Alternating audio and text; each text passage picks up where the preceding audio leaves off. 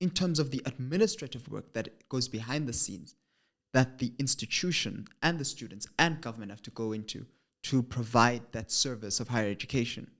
That's not hand-holding. That's your job. Yeah. And it's not holding anybody's hand. It's fulfilling your end of this mandate or this agreement. From the moment the student contract is signed, the moment the student, when they get that letter of acceptance, presses submit on the digital portals, that becomes the duty of the institution. And it's not a holding of hand.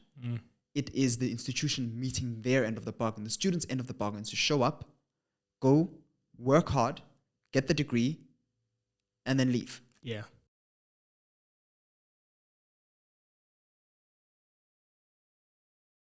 Welcome back to Born Free, and today we're here having another conversation. We're speaking to the youth particularly, and we're speaking about the struggles faced by the youth. Otsile, Nkadimeng, how are you doing today, my brother? I'm good. It's nice and it's cool today. It's fresh, it's cool, the air, it's stopped raining. Yeah. I'm happy. Yeah. I think today's conversation is going to be a bit pressing because this has been an issue that's been happening in South Africa for now almost a decade. 2015 marked fees must fall. 2025 marked almost something that emulated fees must fall. We're having the same problem. We're having the same fight. And students aren't getting justice. Students aren't getting progress. Transformation seems to have stopped. And the promises of free education, better education, opportunity, all the things that were encoded in the ANC, which once was the ruling party, now governing in a coalition, no longer stands. I want to start particularly at 2025, the protest that happened this year. What was your biggest takeaway from what happened? And what do you think the response should have been from government? Well, firstly, I think 2025 was a very muted form of what happened in 2015. And I'm not saying that from the ground. I'm saying that from the perspective of society. Yeah. Because it wasn't that well covered like it was in 2015. I think there was, and we talked about this, that there was a lot of fatigue going into this year's Fees Must Fall.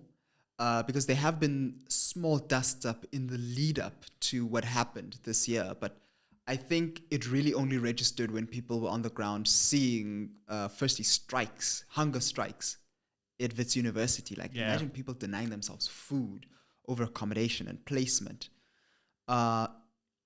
This year was pretty much the meeting of a storm that's been brewing for a while. I think partly added to that, like the cost of living. Because I think people forget that a lot of the people that were also striking weren't also NASFAR students. Those were self-funded students. And in this day and age, it is ridiculous how expensive higher education is in South Africa right now. Funny that you started with referencing the Freedom Charter, because like thinking about this, I feel like we should be critically assessing that line in the Freedom Charter. The doors of education and learning shall be open for all. Have we actually aspired to that? Yeah. Because it's a question I've asked myself. We know the same type of intake of people that are going to enter the higher education system. Roughly, government can predict percentage-wise how many of those will be self-funded, how many of those will be NASFAS applicable. Why couldn't it be worked into fiscal framework? Or why couldn't it be budgeted into in the country to fund higher education for free? Like the promise was made in 2017. What's been stopping us? And I think that's what today's conversation we're going to unpack. Yeah. I want to start particularly on the ground where these protests took place. WITS, UCT, Stellies, CPUT, all having some degree of protest, all having some degree of faculty response, but all having the exact same issue. Student debt not allowing individuals to register for the next year, not allowing individuals to graduate. And it seems to be a perpetual problem. Since 2015, on a year-to-year basis, we've had protests. We've had students who have been denied the opportunity to education.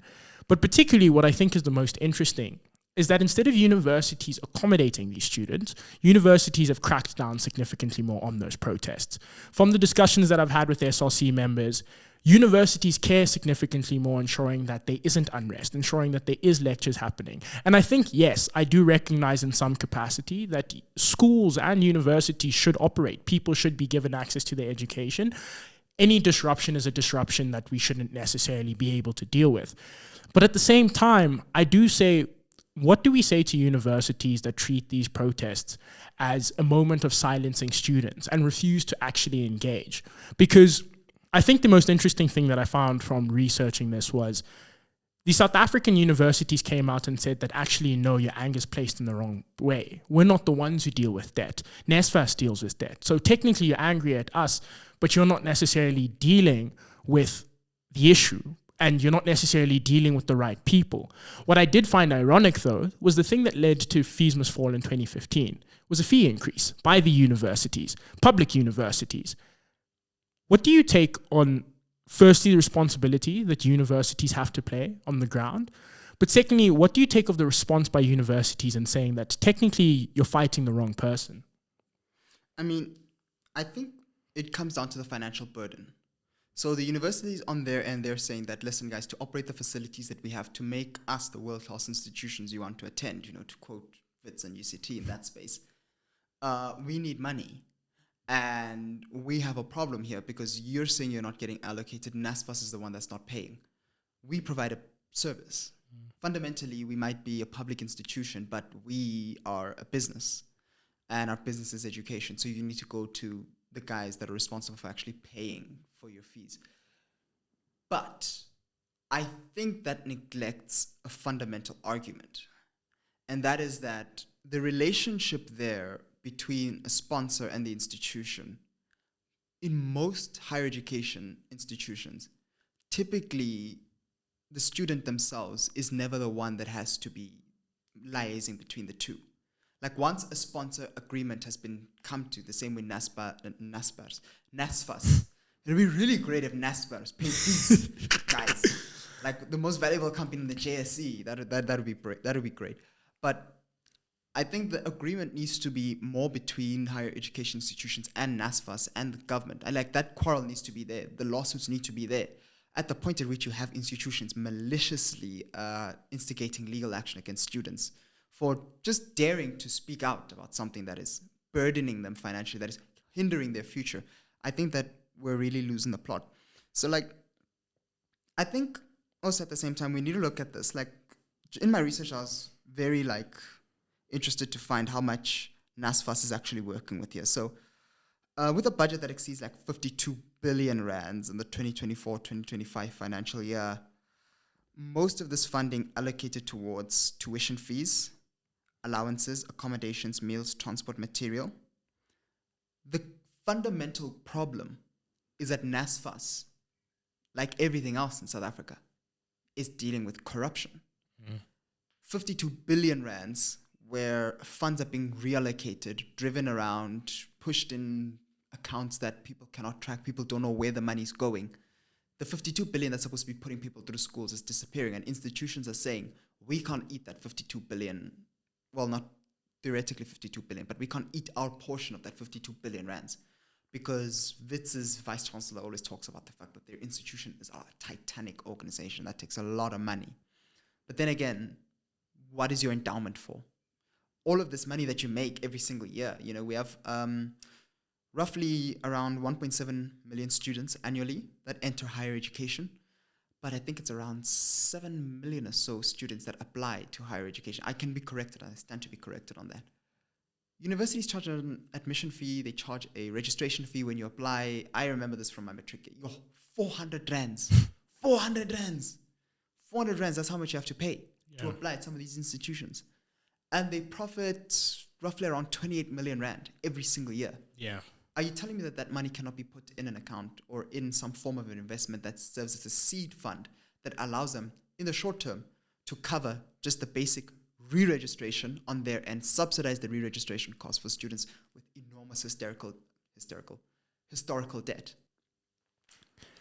What I do think there, and I think the registration fee becomes an interesting point. And I remember when there was news media being written about it and people saying that actually universities profit off being able to deny students access to education, being able to deny them spaces, that they shouldn't be registration fees, or that they should be caps for what those registration fees should be like. Because to the average South African, 400 rand is a lot. 400 rand isn't necessarily something that they can access. It's more than the SRD. Yes. And so even if you were living on a grant-to-grant basis, you still wouldn't be able to apply. And there's a great deal of saving that you have to go through. There's a great deal of struggle that you have to go through. But I think more to that even is, if we just look at the education system in South Africa, getting to the point where you can apply to university is a major, major, major success. Considering that the majority of our education systems are overcrowded, they aren't enough teachers, individuals aren't necessarily getting access to textbooks, to resources, all the things that make schools what they are. So getting to university is a very important step, but even being able to apply to university is something more, because that means you've not only met the minimum standards, you've been able to get into those universities, you've been able to do the education. Because I think what becomes the most interesting is, it's not that we have students who are failing, being kicked out, that are the ones that are saying we want to get our education. It's the students who succeed. It's the students who spend every hour, every night studying, hour and hour, to ensure that they can get the best marks, to ensure that they can get their family out of poverty, to ensure that they can get the job. And yet it seems like these universities don't care for that. It seems like these universities are very quick to disregard the great deal of sacrifice that the individual goes through, but also the great deal of sacrifice that the family goes through to put a child through education. And to that, I think it asks a very interesting question, because who is responsible for a student at university? Is it the student themselves? Is it the fact that it should be the university? Should it be government? Where should we be stepping in, and who should we be putting the onus on when students aren't necessarily getting fed? I mean, there's an issue of students not eating every day, and there being food shortages because students just can't afford to live in an accommodation and go to university and get their food. Students are saying that they get sent to these universities unable to return because that's literally the last of the money that their family sent them on. It seems like everything and anything goes into ensuring students can get their education, but there isn't a guardrail to ensure that they're actually guaranteed the support that's necessary. So who do we go to? Okay, so we have to unpack the complexity of this. So on a certain level, you have what we had at Stellenbosch University, where they said there's just not enough accommodation for the number of students that they had actually accepted. Hence why you had a housing crisis at Stellenbosch, students sleeping in the Nelsies, students sleeping in their libraries. So that obviously is an administrative failure on the part of the university, because they themselves understand during the registration process, they know how many students on an annual basis are registering and want accommodation, need accommodation. It's part of the application process. So that is a very obvious administrative error. But on the funding point, I think that is something that falls both on the institutions and on government. And the reason I say that is because there's a very complex thing to unpack there. And it always goes back to the history of higher education in South Africa, and the fact that the barriers that were put up to people of color meant that when democracy came and we suddenly saw the skyrocketing in the cost of higher education, that skyrocketing in the cost of higher education was meant to specifically price out a demographic of people. Even if it wasn't specific, it was definitely what was implicit in it. And as a result of that, the barriers that already existed, that, academia is a very stubborn space. So to actually transition that space, to transform that space, it takes a lot. So the barriers that already existed, it took longer for them to be deconstructed. Hence why the movement to still decolonize education is still strong today, because the movement has been slow and stagnant. But then we also need to talk about the frustration that the students have, because, a lot of people, and it's a very annoying argument, they say, well, if you can't afford, why are you here? Not understanding that in the workplace, there'll also be the same people that say, that these people are only here because of BEE. Yes. There's a compact, there's an agreement there. The agreement was, you go to school, you stay out of trouble, you don't get arrested, you don't do drugs, you get good marks, you go to higher education, and then you get a good job, and then you and your family get to live happily ever after in the modern South Africa in a nice leafy suburb. But when funding is a problem, that's not a reality. And it's not practical, and it's not anything people can realize. So the deeper argument as to why these protests exist and why the funding component is so contentious is that it is the students who met the criteria. They went to school, primary, middle, and then the later end of high school, secondary. They got through all of those phases, in spite of, at times, if they were at public schools that weren't that well funded, weren't that well resourced in infrastructure, textbooks, and educators. They got through there. In spite of that, they got the necessary marks, not only to pass matric, but to actually get university admission. Yeah. I think people also need to differentiate the two, university admission and the actual getting in. And now they get there, and the final hurdle is so far beyond what they themselves have gone through to actually get to the point where they're there at the university. They got the marks to get in. They didn't get in because of some DEI criteria. Yeah. They got the marks. That's why they're studying actuarial sciences or medicine. You needed the marks. But the funding is what's failing them. And on the part of the funding, it's unfair that the university is now holding them at ransom because NSFAS is struggling to pay, or rather is not paying, because they're like, I've come this far.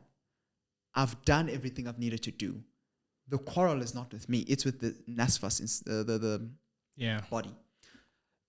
That's also similarly the institution's argument. But the institution themselves are directing that argument at the student rather than themselves taking the onus upon themselves to realize that the types of students they're actually pushing out of the system are the people that need it the most. Yeah. And that's why I say it's a very complex thing to unpack, because people need to put themselves in the mindset of someone in that situation. They need to understand where that anger is ruminating from. It's ruminating from having come all of this way, having met all of this criteria, having competed with all of these people to get this one spot at WITS, UCT, Stellenbosch, NWU, wherever, at a public institution in South Africa. And government fails to pay. And rather the institution taking it up with government, because they're a public institution, they're taking it out on you. Yeah. They're locking you out. They're stopping you from registering. They're stopping you from getting accommodation. Your meal vouchers are not enough to get you food. Like, I think that frustration boils from there. And the fault is very hard to blame because you have to segment it now. Because we're at a point where resources are, we're seeing with the budget, resources are about to get more scarce. The economy does not look like it's going to rebound in as quick amount of time as it's going to need to in order for us to deal with this tariffs efficiently. Yo! We can't say that word and not have me go, yo, because of how dumb the logic was behind those things. But anyway, I get passionate about these guys. I get really passionate about tariffs. But with the economy not rebounding in the necessary period, it has to. We're going to have to be more complex about this argument. We're going to have to be more strategic about how we actually start to assign fault here. It's very easy to put it all at the feet of government, but to a degree, government is also justified in saying, but what are these institutions also doing? Yeah. You know? Yeah. And that's the nuance that I think we have to get people into. But I think people also forget, and I know I'm like babbling on here, but I think people also forget that the original Fees Must Fall movement wasn't just about the increase. I forget the percentage point increase. It was 10.8. It was 10.8%. 10% increase.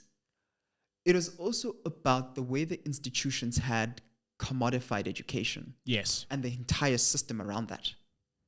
And how inherently the education system was built in such a way that you had to afford it. But at the same time, the people who you are telling to go to school, you're pricing them out. And that's why it has this foundation and this very anti-commodifying of the education system. And it's not just a South African trend, it's all over the world. Yeah. And I think we need to then have a more serious conversation after this about the commodification of education. Because in a society that's ever evolving, development of technology, artificial intelligence, now more than ever, people are going to need to be more skilled, more equipped to be able to deal with the developments that are happening very quickly in the world. And the more we commodify education, the more we're pushing them out, the more we price them out, the higher the chances of social unrest we create in a society. Yeah. Because remember, I go back to how I started with this. There is an emotional part of this argument, which is justifiably emotional, and that is the fact that there is an enormous mountain to climb for people to actually get to the point where they get to higher education. We'll talk about what even happens after that with the unemployment rate, but let's start there. That is the most critical part of this conversation. Yeah, I think the thing that becomes interesting for me, and particularly around 2025, was that there was an intent to go protest at the budget speech that was then postponed.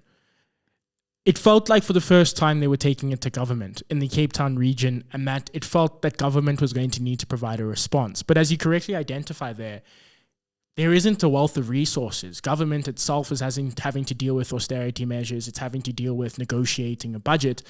And it seems like they're unable to help students in the way that they may have deemed. But I want to explore NSFAS a little bit more, because I think many of us understand what it is, but many of us are not considerate of how it operates. NSFAS qualifies for people who have an annual income of less than 350,000. And then there's the missing middle qualification of about 600,000. And already there's the missing middle consideration. That's a major concern in South Africa, that the majority of households make more than 600,000 but don't have enough money to be able to send their child to university because of the expenses, because of the accommodation, but they don't have the opportunity to go to a place like NSFAS to get a loan or to get a grant because they've been priced out. And we must also frame this in the background of the conversation of, if we look at the job markets in South Africa, more and more people are losing jobs. Unemployment is increasing. Poverty is increasing. Cost of living is increasing.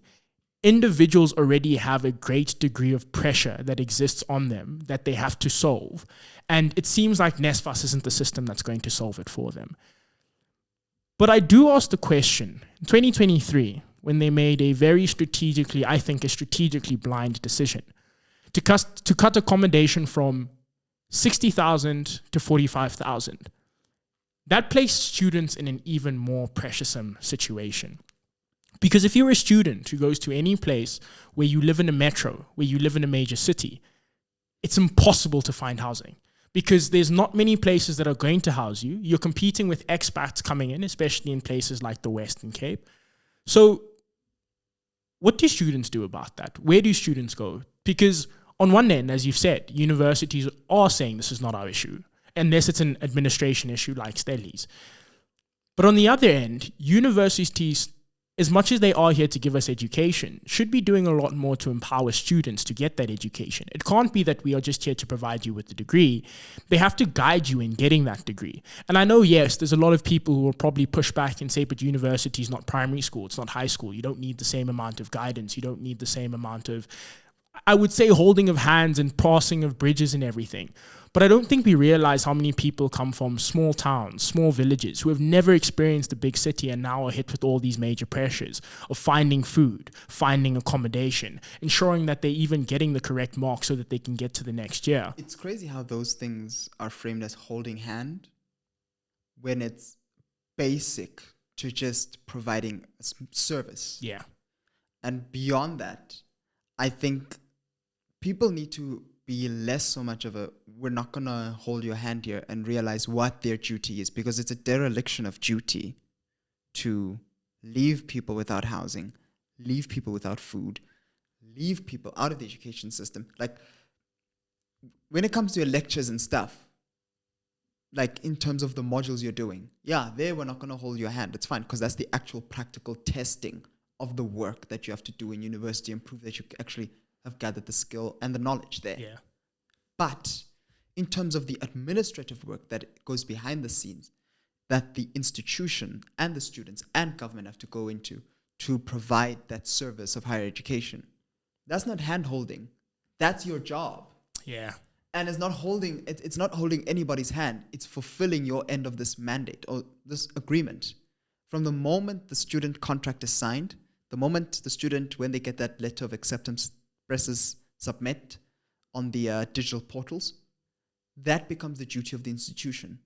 And it's not a holding of hand. It is the institution meeting their end of the bargain. The student's end of the bargain is to show up, go, work hard, get the degree, and then leave. Yeah. The institution has to ensure that they have the facilities, the student gets the right resources, and the student is able to be in an environment that allows them to study and get that degree and leave. Yeah. It's not a holding of hand.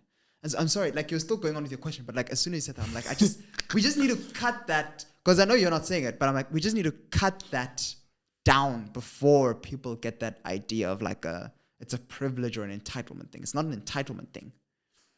They need to meet their end of the bargain.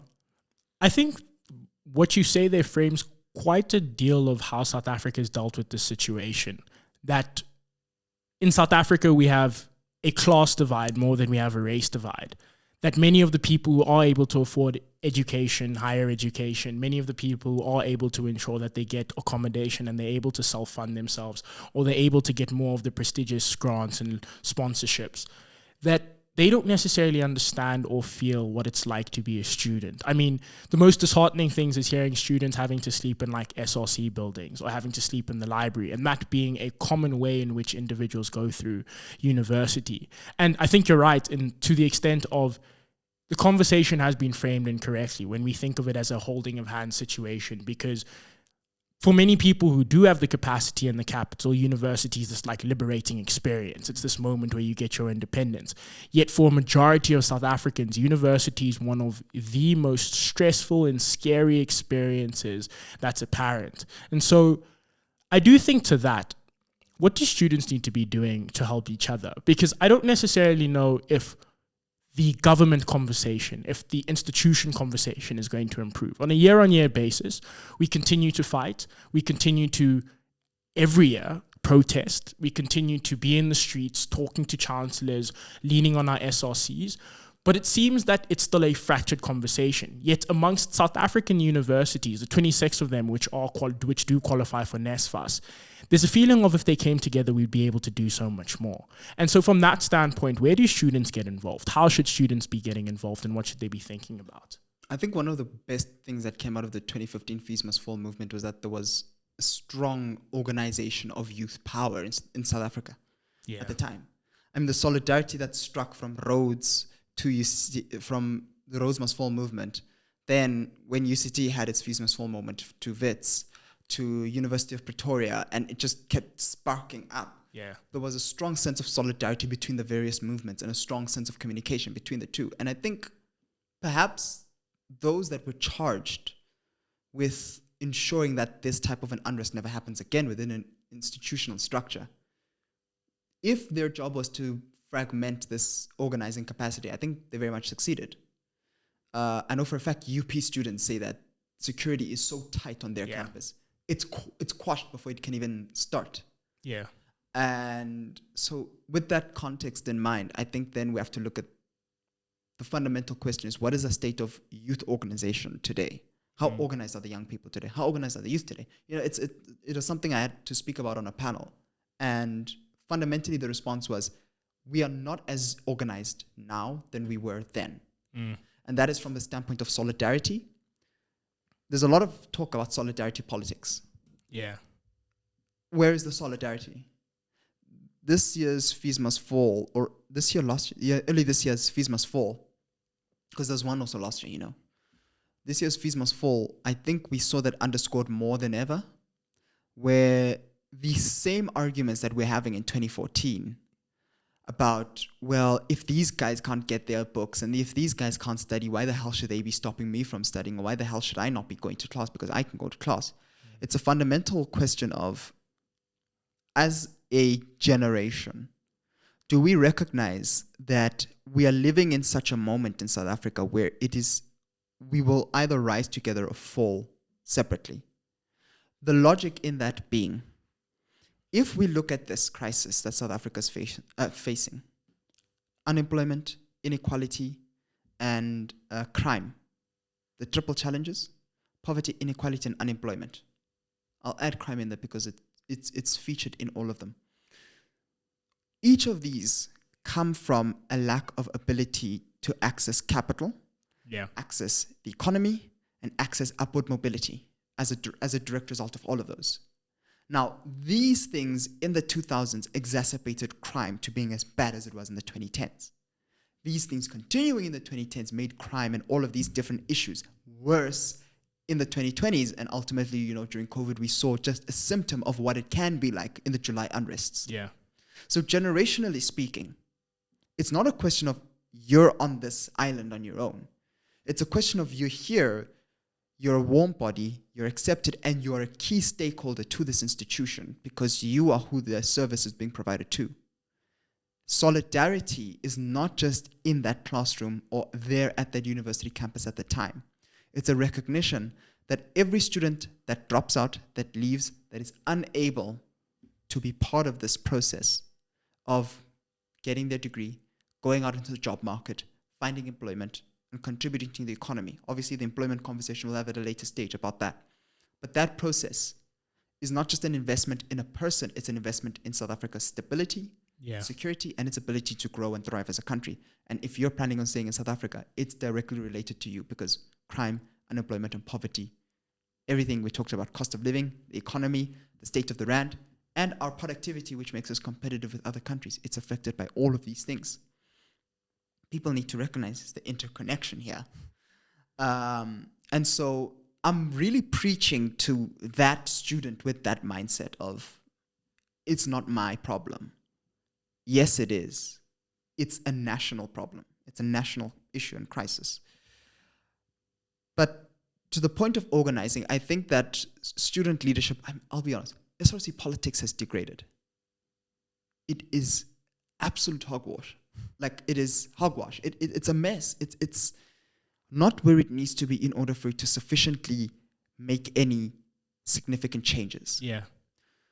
One of the proposals I had to a friend of mine who's an SRC, I think at University of Pretoria, is I said that, the SRCs across the country, though they get elected at different times, I don't think it depends on who is elected for them to just come together, whether it's an outgoing administration and entering into a new incoming administration, to say, let's unionize our capacity. Yeah. Because I think for this thing to actually get the significant traction that it needs to, SRCs play a critical role in this. Yeah. But if they're not unionized across the country, we won't see the necessary level of garnering of political capital to move these things forward. I think it's like 2.8% of parliamentarians are young people. 2.8%. I think that's what I was told at an event recently. I should have double checked that before saying it on here. Fact check me in the comments, guys. But with that being the case, it shows that there's a significant lack of political capital in the legislative arm of government. Yeah. Meaning SRCs and student leadership should have taken it upon themselves to recognize that now is actually our time to unionize our capacity and our strength, galvanize and pretty much build a strong amalgamation of our political capital here. If you would, in NATO Article 5, an attack on one is an attack on all.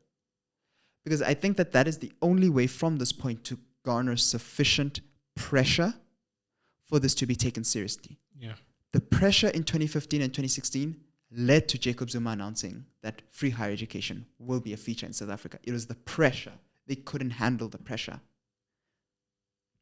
Albeit, this year's protests, they happened, but they didn't have the same roar. There wasn't the same level of solidarity. There wasn't the same sense of we're all in this together. There wasn't the same sense of let's try coordinate this thing. Obviously I don't know the back room. We know what happened behind the scenes, but as someone that was just watching from the side, I think it ought to have been obvious to the leadership at the time to say, comrades, let's find a way to work together with other institutions. Let's find a way to make our political capital more sufficient and more powerful. Because it's not just fees must fall anymore. Gender-based violence is also scratching for attention. Yeah. Unemployment is scratching for attention. Unemployed graduates are scratching for attention. Everything is now pushing for government's attention. And I think we must be very honest. It's very easy for youth issues to be pushed to the back burner. I think student unity, youth unity, is a major thing that we discredit in our history. Considering that Steve Biko put together the Students' Association, but also was considered, and I mean history kind of plays around with it, but considered quite a significant part in 76. All these moments that moved our country forward. 76 is considered the turning point in apartheid. It was because of the youth. It was because of student leaders coming together saying that they were actually going to fight the system. They were going to refuse a system that continued to fail them, that they were able to get mobilization. Now, of course... And they organize under the Black People's Convention. Yes. That's the organizing I need them to do. Of course, 76 is by no means a pretty event. We also understand the consequences that came with it. But I do find it interesting because when I was listening to the Wits SRC president, he said they like talking about us. They don't like talking to us, but they continue to talk to the media. It's fine. We'll fall over in front of them if we have to. And I thought of that as such a interesting point of how far it's gotten, the radicalization that's occurred, the degree of fighting that students have to go to even to be listened to. Do you think institutions are doing their part, considering that they're public universities? Because it must be very clearly stated, to qualify for NSFAS, you have to be a public university. There's 26 public universities in South Africa.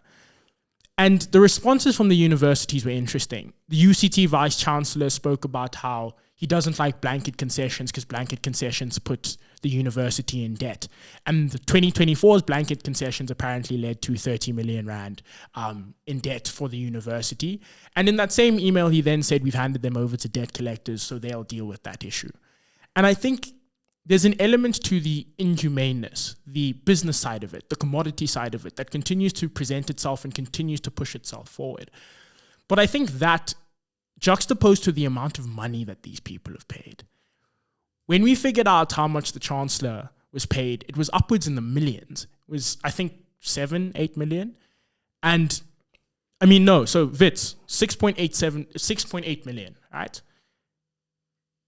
When students are protesting for a small 100,000, when we talk about the fees these individuals get, we recognize that universities, their faculty, their lecturers are being paid wealths of money. They're being prioritized. But we have to ask the question, how do you run an institution without students? And I think that's the concern that continues to show itself in South Africa, that there's almost an element of these universities are quick to say, okay, we're done with you. We've dealt with you. You're not going to get your education. We'll bring in someone else to fill your spot. You were just a number to us. And it never feels like the universities and the faculty ever comes down to speak to students at where they are, to hear students at where they are. I mean, I even remember watching the Stellies protests, and then Public Protector Thuli Madonsela had to come out after they deployed the police, or I think it was campus security. It feels like students are at war with the institution instead of being in collaboration with the institution, with partnership within the institution. Where do you think we should be going with these things? Because on one end, I do believe we should expect significantly more. We should expect significantly better from people who understand and who lived through the liberation of this country, who understood what it took to get to that point and understood the degrees of violence and chaos that individuals had to go to be heard.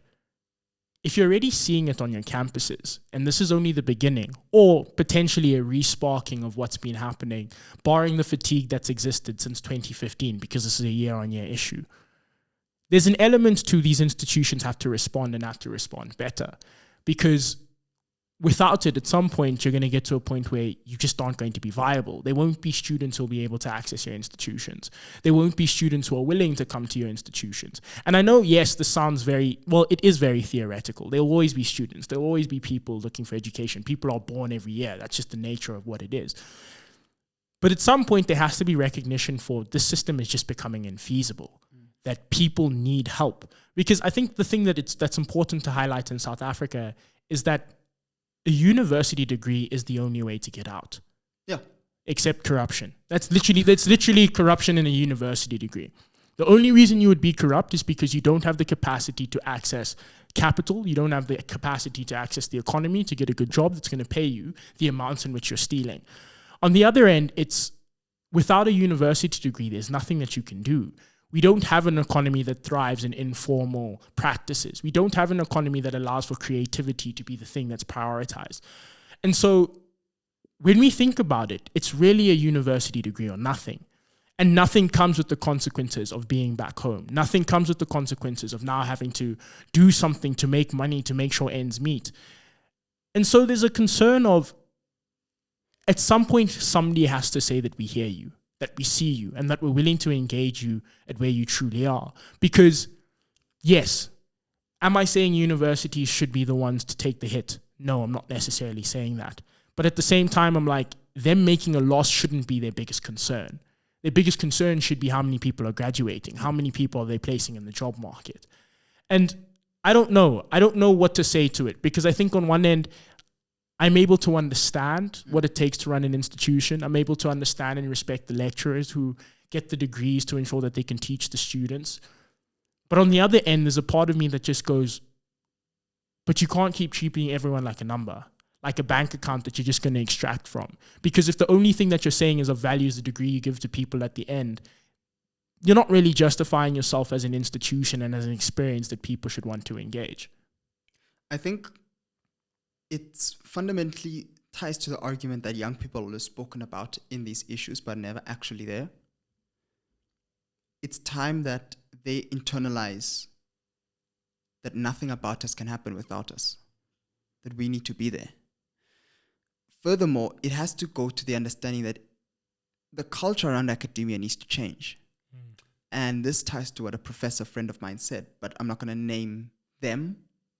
I'm not even going to give a gender because I don't want any ties back to them. But fundamentally, universities used to be a space, and academia used to be a space that prided itself on the number of people that managed to bring inside, give them a good, fair education, help improve their idea of the world, help formalize their understanding of society, of the human condition, and just before letting them go back out into the world, also with a whole host of incredible experiences.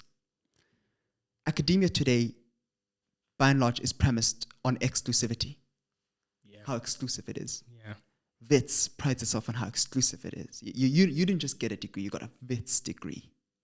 So does UCT, so does Stellenbosch. You look in the States, Harvard, Oxford, Yale, the Ivy Leagues. Obviously, Oxford being in the UK, Princeton, US, Cambridge, and you just keep looking throughout the world. That is the trend. Universities now want to be the most exclusive. They want to be the coolest one out there, the hardest one to get into. But that shouldn't be the function of education. And that's why that culture has to shift. The universities run themselves on the basis of that kind of exclusivity. They want all of this money to have world-class facilities, which they should have, but in order to attract a type of lecturer or professor or researcher that other universities don't have, and then they can charge a premium on that. Yeah. It's the exclusivity of higher education that is holding them and holding us, the students, the young people, ransom. And I think there needs to be a returning to first principles. We don't want a degrading of a UCT as Africa's best university. Number one. They're number one at the moment, I believe. Yeah. We don't want WITS losing its prestige. We don't want the same for UCT. We don't want Northwest University being the space that it is, where actually quite a lot of young people are gravitating towards it because of the space where they feel that they can get their education there, but also have the types of experiences that will last them a lifetime, you know? But at the same time, we can't have a situation where that's all contrasted up against the provision of higher education. So it's not to say it's impossible to have these facilities, to have all of these resources, but as a result of that, keep people out. Is to say that fundamentally the model needs to change. So the types of people that sit on the Senate or sit on the advisory boards that advise vice chancellors, that advise heads of institutions, you know, there's a tendency now more and more for them to be business people, to be people from, you know, the corporate side. And I'm like, I understand that because you want to manage your endowment and you want to manage your funds and you want to have, you know, billions of rands circling around so that you can keep these huge facilities running and everything. But also at the same time, you must also understand that there is a need for a specific culture to exist in that space. And that is, whilst, yes, we want you to come in and help us manage the books and to give us advice, don't forget that though we offer a service, this mustn't be run like a for-profit business where we negate our main mandate and our main purpose, which is to help educate people. And so that's why I start with that point, nothing about us without us. These conversations have a few youth stakeholders, but often aren't driven by young people. You're brought on in a consultative forum. I think there needs to be an understanding that this now has to be a negotiation. There has to be a serious negotiation, and both sides need to, and I hate when I say both sides because it's like one side up against the other, but I'm afraid that's where the situation is now. They need to sit and they have to talk about this. There needs to be a tribunal-like forum for South African student representatives, because I think that they have the mandate to speak on behalf of South African students, and higher education institutions and government also needs to be at that table.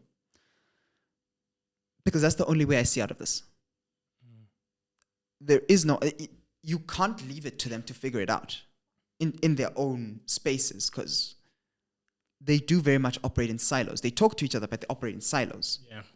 They do need to be brought together, and the solution needs to be formed in that environment. It can't be discussed that, okay, this is what we're going to do and we're going to leave. It has to be discussed in that forum and committed to in that forum. What is each person going to do? It needs to be committed in that forum.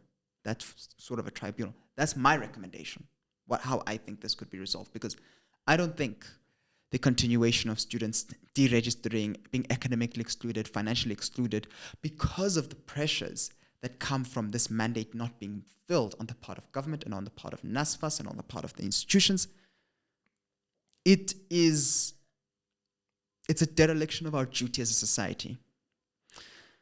And I think we underestimate to what extent this is actually affecting us. Because this, in some way, in many ways, in fact, upends a lot of people's lives. Yeah. And I have to mention that because I think people forget that we're talking about lives here. For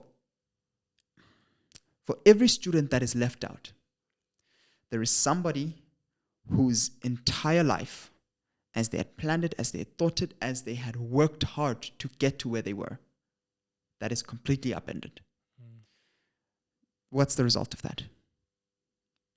Lack of access to opportunities to get jobs, because we're always told you need to have higher education qualifications to get a job now. When you don't get a job, what happens? Your opportunity to get married, buy a home, have children, provide, and have a strong, stable life.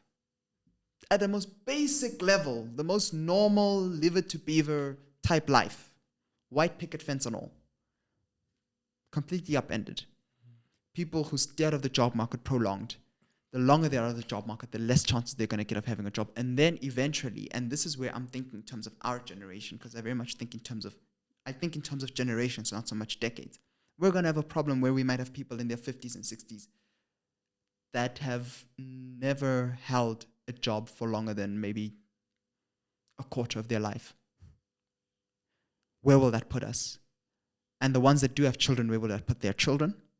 What will that do for our societal planning? What will that do for not just societal planning, but the mentality, the conceptualization of democracy, the trust in government and the institutions that exist to protect them? What will that do for our economy? What will that do for stability and security? All of these different things, multifaceted as they are, they all go back to this one thing being upended. And I think that's what people forget.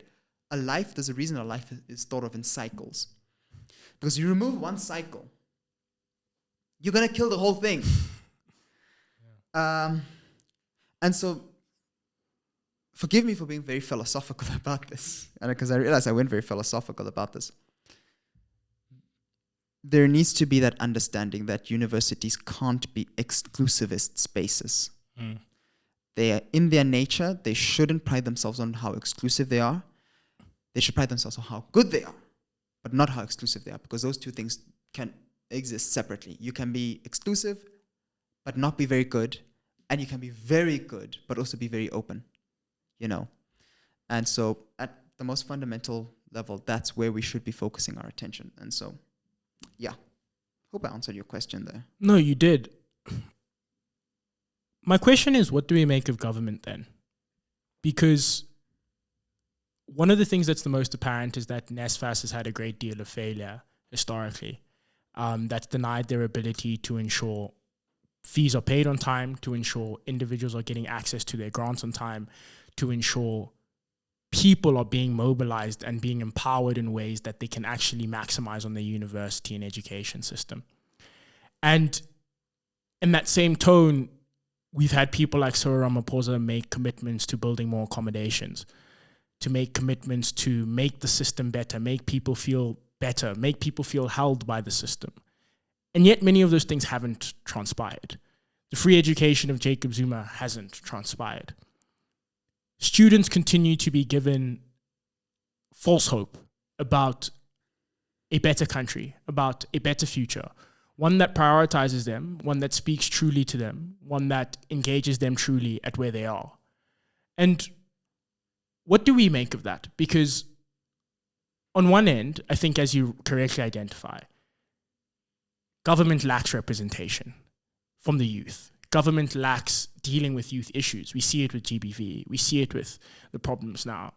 But at the same time, we have a new government, a government that continues, if you listen to the DA, growth, jobs, employment. Contemporary issues. All of these things start at their core. They start at education. They start at the foundation, the building blocks that we have in South Africa. I mean, the most disheartening thing I heard was about that grade 4 statistic about people not being able to read for understanding.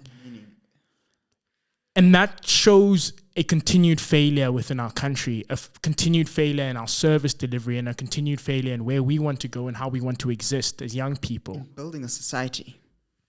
And one of two things happen. Either one, you get significantly more people not able to fulfill their dreams, angry at a country, unable to do anything. And that's always a scary place. I won't necessarily say what that place is. I won't necessarily say what that can transpire to. But anyone who understands, that is the same fear that they had literally with the rise of communism post-World War II. They said a lack of job opportunity, a lack of education, people living in despair without the purpose of a job and work every day was going to make them turn towards communism, was going to make them turn towards a more left-leaning socialistic country. And so what I do find the most interesting is the rise of the EFF and the presence that they have on these campuses. Because throughout the SRCs, especially in the major universities, the EFF is continuing to be a presence, continuing to say that we represent people, continuing to say that we'll fight for you. And what I do find interesting is that the majority of South Africans, okay, let me not say the majority because technically I'd be lying. Yeah. But consensus. There's a consensus that South Africa can't go left. The markets say South Africa can't go left. They don't want it to. The ANC skeptical about going left. But we continue to put kids in incubators for left politics. We continue to put kids in places where revolutionary change or economic freedom, the things that the EFF continues to champion, continues to push forward, is the priority. And on that basis, I think it's very hard, and it's very hard for us to get a truthful understanding of where we are going as a country. But I do think that this education thing, depending on which political party weaponizes it, may be the one that moves it forward. Because we're seeing a failed system. We're seeing a lack of change and a lack of understanding from universities. We're seeing, I don't want to call it incompetence in governance, but I think it's just a lack of willingness and compassion to engage with the issues. And so where do South Africans go from here? What do you think is the likely outcome? I know it's not fair for us to speculate, but I do think we're on the onset of 10 years of this. It can't be another 10 years. It can't be that we continue to go down the same line, barrel down the same conversations, doing the exact same thing without ever getting the change, getting the actual recognition that's necessary for students to be empowered. Because a lack of a student population means a slowing down economy, means less innovation. Like, we don't understand how education is the thing that unlocks our economy. It's not the thing that will be unlocked once our economy grows, but it's the thing that will be doing the unlocking. And so when you have GNU partners, when you have the DA, when you have the ANC, all making a commitment to improve the livelihoods of South Africans, do you actually think that will be done? And if so, how do you think they do it through institutions of higher learning? Firstly, I don't think we're speculating. I think we're scenario mapping. True. I think, firstly, any government that wants to continue to be a government needs to recognize that they need to, firstly, provide a space for higher education to exist, and they need not do anything that agitates what is referred to as the intelligentsia of their country. The fall of the Salazar regime was primarily initiated in a university setting with students. The fall of the Pinochet regime in Argentina, same, students within universities and institutions of higher learning. In Iran, when there was the revolution that took out the Shah and installed the Ayatollah Khomeini, it was university students that formed part of that overthrow of the Shah's government. So we need to, in fact, a lot of people that end up leading Iran were some of the students that led that revolution. So I think we need to realize that this is not just a practical thing, it is a national security imperative. Yeah. Business, I think they recognize because they're already seeing that they're unable to actually get the type of talent they want out of South African pool of workers. They're recognizing now. They need to educate people. Alternative paths are often talked about. But what we must not challenge is that fundamentally, for the majority of society, higher education is their way. There'll be those few that'll be the Bill Gateses, the Bezoses, the Larrys and Sergeys. But the majority are going to have to go through higher education in order to achieve the life that they want to. And so it's within that context, I think that government, firstly, I go back to my recommendation. They need to sit with these other parties, not political parties, stakeholders. They need to sit with other stakeholders and begin mapping out, okay, what is the problem on your side? What's the problem on your side? And we'll tell you what our problem is on our side. I think there needs to be a clear understanding of where everyone's challenge is. And then from there, because I don't think they have a fair understanding of what everyone's challenge is. And then from there, they need to begin mapping out a solution amongst each other. Because for this to work, there needs to be consensus. And if there's no consensus, and I mean, government says they're going to do this, and the universities say, we're not going to go with that. And in fact, we're going to take that to court. Already it's dead in the water. There needs to be cooperation. Much like for the GNU to work. For the GNU to work, there needs to be cooperation among the parties. For this solution to work, there needs to be cooperation amongst these stakeholders. If this continues, I don't think South Africa will be standing in a very strong place in 10 years. And when I say that, I mean any wind will probably blow us over into anarchy and destruction. We underestimate the critical role education plays in human development. One of the things that really scares me is that statistic you talked about of students at a primary school level that can't read for meaning and understanding, because that's loss of basic comprehension. What type of adults are they going to be? How are they going to be able to interpret information? How are they going to be able to interpret and discern away from fake news? How are they going to be able to run a budget? How are they able going to be... How will they develop their critical thinking capacities and faculties? Because reading for meaning and learning develops the comprehension part of the brain. Yeah. So we don't have that. We're going to have a society of people who are going to be dysfunctional adults. At a time where we're going to need adults level-headed, critical in analysis, and able as a society to breathe regular and move with where South Africa needs to go in order for it to develop and get better. Because they always say, it's on us. The adults keep saying, we need to fix it now. We failed. You guys need to fix it now. Well, we're here, but we don't have the tools of trade. Oof. Yeah. Well, I think we're going to end it there. I think my biggest takeaway from this is that there needs to be a serious conversation and there needs to be serious action. That this is a sign of a system failing, a sign of a system breaking in on itself, a sign of a system that's unable to solve all the issues that it's created. And we don't know what will happen with the GNU. We don't know what will happen with education in 5 to 10 years. But what is apparent is that something needs to be done. Somebody needs to be heard. And I think that's what we'll say to people, is that continue to speak up, continue to fight. I know it's hard, especially when there's a great deal of fatigue, but that's the onus on us, that we need to continue to doing the things that people wouldn't do for us. And so, yeah, I think that's the biggest thing. To everyone who was at those student protests, you continue to be heard, you continue to be seen, and hopefully we do find a solution to this hard-pressing problem. Thank you, everyone, and we hope you enjoyed this episode of Born Free.